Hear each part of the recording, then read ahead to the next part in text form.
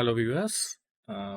This is Grandmaster RB Ramesh from Chess Gurukul, and today I am going to start a series of videos where I'll be teaching on one part mostly about the classics, the value of classics in improving our chess strength. So, the first game which I have taken is one of my favorite players. White is Botvinnik, who has been a world champion himself for numerous number of times, and black is Capablanca, who has been a world champion as well. This was played in Avro Masters tournament. It was held in Holland in 1938, and it was considering all the top players at that time. All the top players were playing. That included young Botvinnik. Botvinnik was quite young when he was playing this game, and Capablanca was already 50 years old, on his way out in some ways, and Aliken was also there. And impressively, young Botvinnik defeated both Capablanca and Aliken in this tournament, even though he managed to finish only third. And this is a very famous game, also a very instructive game. That's why I chose this game. Let us start seeing the moves. Now, Botvinnik was white and Capablanca black. He's playing the Nimzo Indian system. And Botvinnik played e3. It's called the Rubinstein variation. And one of the ideas recently, which has become very popular, is to get the knight to e2 and then play a3, so that when he captures bishop c3, you can take knight to c3. Okay, so this is one of the modern ideas. But back then, it was not played with this idea. The idea was to develop the bishop to d3, knight to f3, and castle. So basically, this is what they tried to do. But obviously, the main drawback of this move is that the bishop's diagonal is blocked, right? Quite early, we are blocking the bishop's diagonal. But white felt uh, the speed with which he is able to develop the king side will compensate for the temporary passive position of the bishop on c1. So he played d5. Nowadays, they don't play d5 so early. They first start with, let us say, castle. And whether they play bd3 or knight f3 or knight e2, then they play d5. And here we can see one of the modern ideas which I mentioned. Now the point is, if you take bishop c3, you'll capture knight c3, and white will get two bishop advantage in this case without creating any weaknesses in his pawn structure. So his pawn structure is good, and he simply has a two bishop advantage. So normally they don't do bishop c3. They largely go bishop e7. But few years ago, when I was a player, I had played bishop d6, which is very provoking c5 against Volkov. But bishop e7 is the most popular move. But back then, the theory was still developing. And in some ways, maybe white can go queen a4 check. And in Ragozin, normally they have this position with the knight on f3 already. But probably white can consider not having the knight, not having to move the knight to f3. He may try something else in this position. But for d5, Botvinnik played a3, bishop c3. And now we have reached this structure where white has a strong pawn center, and he also has pair of bishops. But the problem is, all his pawns, you can see, they are all placed in the same color as the bishop. As a result, you can say somewhat the light squares are all weakened. Okay, so the role for the light color bishop for white is very important. And here Capablanca played c5, and normally they don't play so early. Okay, so let us see. Back then, this was considered a very normal structure, but this game went on to establish that if white has not played the knight to f3, he can play the bishop to d3 and knight e2. And what is the point of having the knight on e2? Because knight f3 looks more active, isn't it? The point of having the knight to e2 is to get f3 and eventually to get e4. The knight can go to g3, and we will see what happened in the game. You will get a much better idea. So in this game, Botvinnik played bishop d3, and subsequently, young Gary Kasparov, who became a world champion himself, he started off with f3, and Judith Polgar was Kasparov's opponent, and she played c4. She wanted to punish white for not developing the bishop to d3 by taking away this square from the bishop. And the thing is, like, now you cannot play knight h3, knight f2. In all these f3 structures, we call it the Samish structures, one of white main aims would be to get knight h3, knight f2. And that will help in getting the e4 break. But here the bishop is controlling that square, so it's not easy. So for both the knight and the bishop, there is only one square available to develop. And if you put the bishop, then you can see the knight is really struggling. But what Kasparov did is very instructive. He first developed the knight. And generally in the opening, we say we have to develop the knight before the bishop. So Polgar also developed. And now Kasparov went g4. Okay, so this is the one of the modern ideas. So why he played f3 and delayed bd3, we can see in this game. And she played h6, bishop g2. And the reason why black releases tension in the center is to establish this outpost, knight a5, knight b3. But generally what happens, the rook will shift via a2. When knight b3 comes, you can just go rook a2, and the rook can shift to the center or king side wherever it is required. Okay, so let's go to the Botvinnik game where he played bishop d3, and white black castles. White develops the knight to e2. So you see, he is not developing the knight to f3 because he wants to get f3 e4. This is the idea. Now Capablanca found a nice plan: b6 castle and bishop a6. Now why is he offering this light color bishop exchange? One reason, white has two bishop advantage, and with this he is offering to exchange, remove one of the white's bishops from the board. And which bishop he is trying to exchange? Now, as I mentioned earlier, white has all his main pawns on the dark color, which is making this dark color bishop passive. So he is not exchanging his bad bishop but the other bishop. Okay, so at the same time he is developing his undeveloped piece. Now in this game, Botvinnik took bishop a6, but subsequently what they found, there is no need to take. You can just continue with the plan. The idea is to get knight g3 and get e4 eventually. And the point is, now he is not able to develop the knight because the bishop will be hanging. So if he wants to develop the knight, then probably he has to do something like this. And in which case, white's queen is already developed. It is protecting the d4 pawn, and it will help in pushing e4. Okay, this is the point. So later they found f3 is a better way to handle this, but back then it was still a very new idea by Botvinnik, putting the knight and trying for e4 with f3. So we should not be too critical. Now again, what he could have done, he could have done queen d3, giving more protection to these central pawns and preparing f3 e4. And you don't need the bishop to go to b2. You can choose where to put the bishop little later on, and you also gain an important tempo by hitting the knight.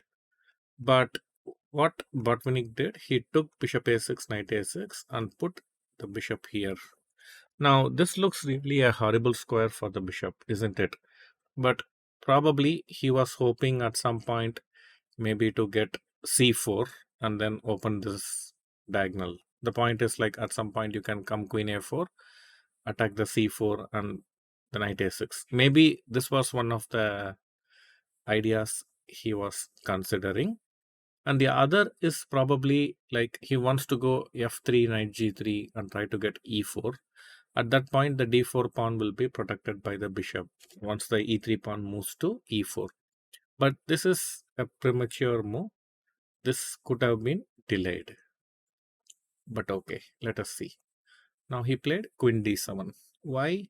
Because white has dark color bishop. He wants to develop all his pieces on light squares, not give any target for the bishop. And it also prevents these ideas, no? c4, dc4, queen a4, attacking the knight and pawn. So these ideas are now ruled out.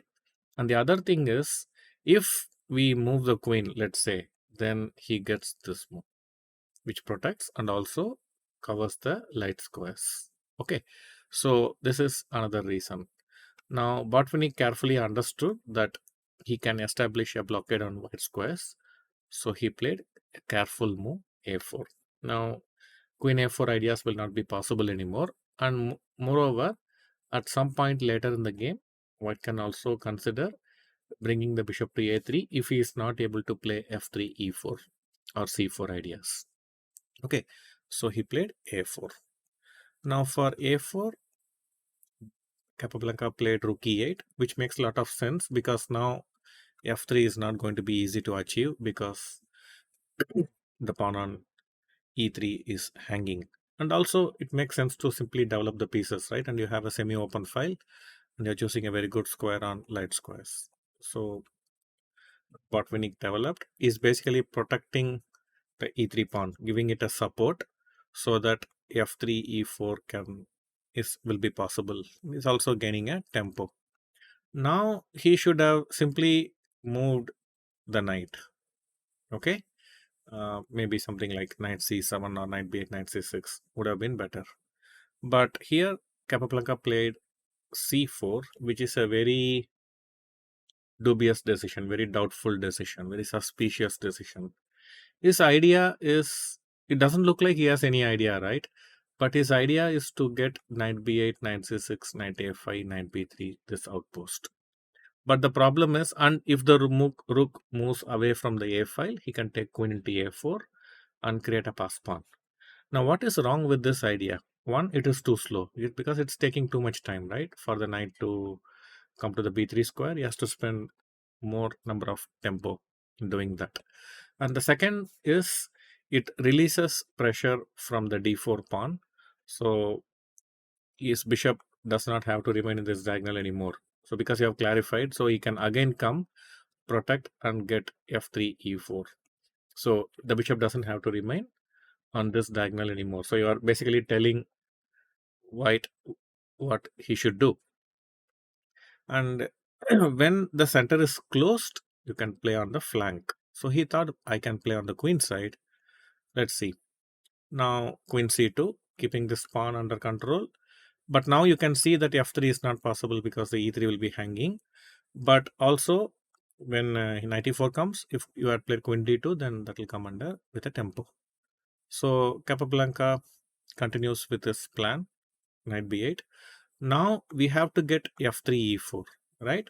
So that means the pawn on e3 should be protected. Who can protect this?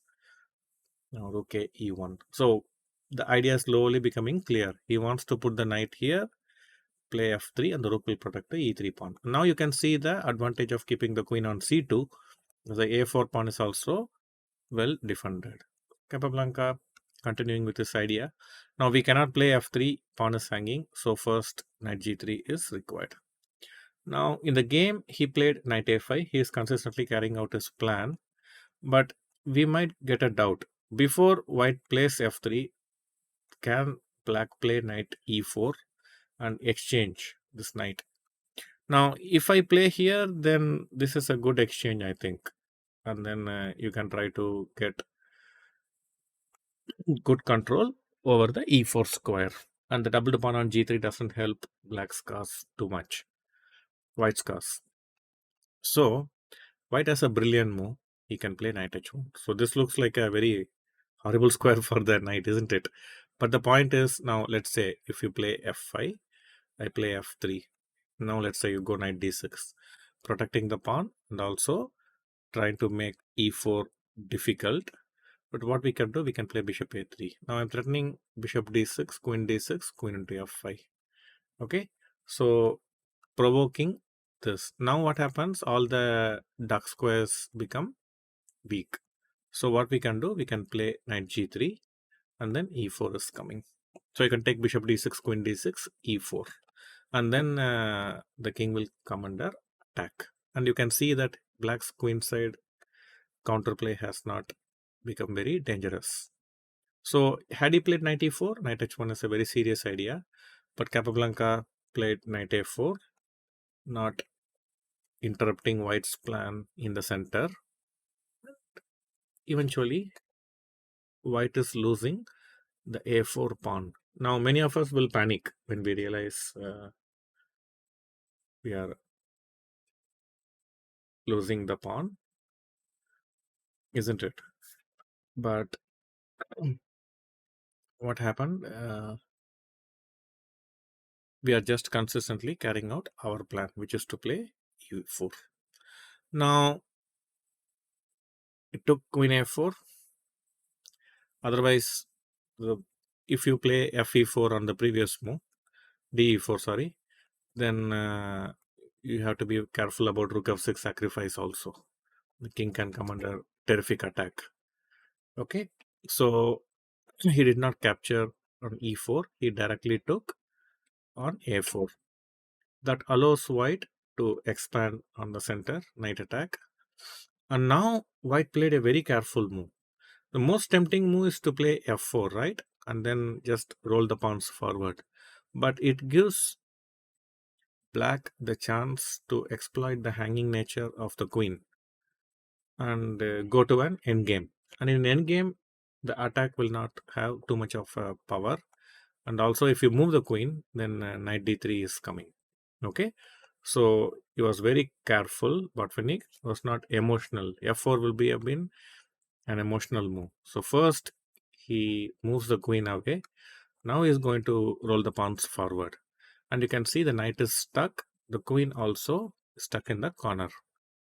So he played g6. This is mainly to stop knight f5, knight d6 ideas. But he also has one more idea, which will be apparent on the next move, is to play f5. Now, if black can get, let's say, knight f8, knight e6, it will be a fantastic blockade. And then he can start rolling his queenside pawns and create a pass pawn.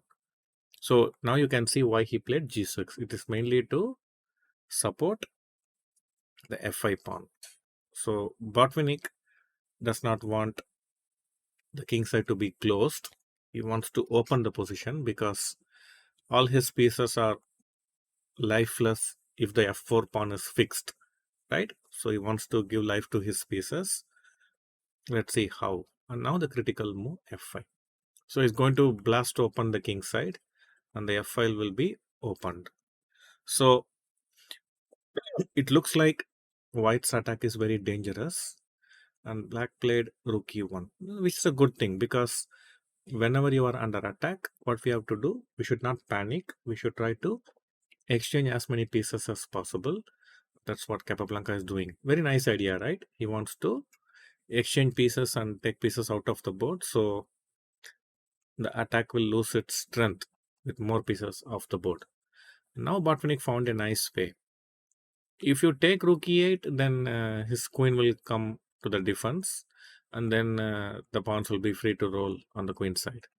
So it took the rook all the way and stopped on e6. Now the knight is under attack. So if you play like this, I can consider this kind of sacrifices. Suddenly the king is not going to feel very happy when using the queen and knight. And generally they say queen and knight are very powerful in an attack. Now you go knight h5. So if you go here, queen f6, queen g7 will be checkmate. And if you come here, now I can calmly play this, threatening queen g5 mate. Okay, and if you do this to stop, now g4. And there are many interesting threats. So for example, let's say give this check. So he plays queen c6, stopping checks, but now include the bishop. Okay, so you see the attack is very powerful. The king will not survive, and the knight cannot do anything. It has to keep the bishop check under control as well. So white's attack is too powerful, and he should be winning. So for rook e6, he took rook e6, f e6. Black is happy. Some more pieces going off the board. Now the knight is under attack, so he played king g7 to protect it. Now this bishop looks really horrible, isn't it? But so is the knight. It doesn't. The both like compensate each other in their passiveness. So white has to somehow get this queen and knight into the attack. Now one good thing, we have a pass pawn on the 6th rank. It is also creating some threats against the king. But this knight and queen, they are not participating in the game. So he found a way to get the knight into the game. Now, if you come here to attack the bishop, then we can go for this brilliant idea. Now it will be mate. So for example, if you try to run, it's checkmate. Okay, so he cannot go queen a2. Basically, queen a2 is like completely away from the king side. So he has to go towards the king. So I played queen e8. Now the pawn is under attack. And now if you try all this stuff, the queen can easily come and defend everything. So that's another advantage of queen e8. So I played queen e5. Is protecting the pawn, and he is also threatening to activate the bishop now. And then you push the pawn with the bishop support. Okay, so the bishop is going to join the game. So I played queen e7, which looks like it is preventing bishop a3. Now I would recommend all of you to think for like 5 minutes or so and find a very interesting idea played by Botvinnik. And those of you who already know the idea before, you can still pause the video and try to see the variations that is coming after the move played in the game. Yeah, so this is the famous sacrifice, bishop a3. Now, this forcefully removes the blockade for the e6 pawn. So, Capablanca has to take now the second piece sacrifice. On the previous move, we sacrificed the bishop. Now it looks like too much, isn't it? And also, black is going to start checks. So, white has to act very energetically. Gh5, now queen check. So this is first check. Now he cannot go to e8 because of this check. So king g8 is first check. Okay, so here white has an important decision to make. One, he can push the pawn directly with the queen on f6, right? Or you can play, and unfortunately there is no mate because the queen is controlling this square. So you can push the pawn. So basically you can either push the pawn with the queen on f6 or with the queen on f7, you can push the pawn. Okay. Now, in both the cases, you have to do some good calculation. Now, if we play check, now we are threatening mate and also promotion. This is a mistake because it gives this check. And now if you come here, I get this check because the queen is not on f6 anymore. We have already moved the queen to f7 and it will be a draw. So you can try to come king f3. Okay, and then try to just escape, but knight d4 check, cd4, sorry, so queen d2 check. Here you can just give queen d1 check also. So queen g3, king here, now king f3. It's trying to run out of checks. Now knight d4, my bad. So here after cd4, queen g4 check, and if you come here, then this check, and eventually he manages to give perpetual check, and the queen is too far away to block.